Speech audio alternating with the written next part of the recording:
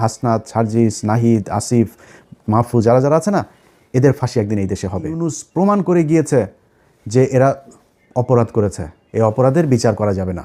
আমি অপরাধ করি না, আপনি দায় মুক্তি দিবেন কেন? যেদিন দায় মুক্তির কথা বলা হয়েছে, দায় মুক্তি অধ্যাদেশ যেদিন জারি করা হয়েছে, সেদিন এই যে যারা আছে আজকে বিপ্লবী, যারা জুলাই আন্দোলনের নেতৃত্ব দিয়েছিল, এদের ফাঁসির দড়ি রেডি করে গিয়েছে সেদিন থেকে। এরা এসে এখন সুশীল সাজে।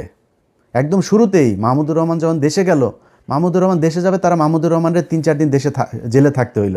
ওনারা আইন মেনে, তারপরে তুই কোন আইন দিয়ে রে উপদেষ্টা হয়েছিলি আমারে বলতো, কোন আইন তোরে শেখ হাসিনারে দেশ থেকে বার করাইলি? শেখ হাসিনার সংবিধানে কোনো অসাংবিধানিক, কোনো অনির্বাচিত সরকারের কোনো অস্তিত্ব আছে? সেই সংবিধানের উপরে বসে তোরা চুপ করে রেখে দিছিস। তোরা আসছিস এদের বিরুদ্ধে দায় মুক্তি অধ্যাদেশ দেশ। এই দায় মুক্তি দিয়া আমি আজকে আমার মানে আল্লাহ কতদিন বাঁচিয়ে রাখবে সেটা জানি না, সারা জীবন তো বেঁচে থাকবো না। আমার মৃত্যুর আগে হোক আর পরে হোক, আপনাদের একটা জিনিস বলে গেলাম, এই দায় মুক্তি দিয়া যারা এই হাসনাত, সার্জিস, নাহিদ, আসিফ, মাহফুজ যারা যারা আছে না, এদের ফাঁসি একদিন এই দেশে হবে। হইতে পারে যদি এই দেশে আবার আওয়ামী লীগ ব্যাক করে। আর আওয়ামী লীগ যে ব্যাক করবে সেটা মোটামুটি গ্যারান্টি হয়ে গিয়েছে।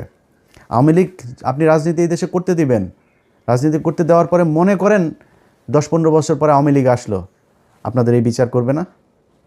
বিচার তো করার জন্য আপনি সুযোগ দিয়েছেন, আপনি বলেছেন আপনি অপরাধ করেছেন, সেটার দায় মুক্তি দেওয়া হয়েছে। দায় মুক্তি অধ্যাদেশটা বাতিল করে দিল, কি করবেন? 15ই আগস্টের ঘটনায় সব কটার ফাঁসি দেওয়া হয়েছে না? এই একই দায় মুক্তির অধ্যাদেশ করা হয়েছিল তো, তাই না? এই ইন্ডেমনিটি দিয়েই তাদের বাঁচিয়ে রাখা হয়েছিল, দেশ থেকে বের করে দেওয়া হয়েছিল। তারপরে জিয়াউর রহমান যদি সেদিন এই বিপ্লবীদেরকে দেশে রেখে তারপরে যদি সরকার পরিচালনা করতো, সেই বিপ্লবী সরকার দিয়ে যদি পরিচালনা করতো, তাহলে জিয়াউর রহমানরাও মরতে হইতো না।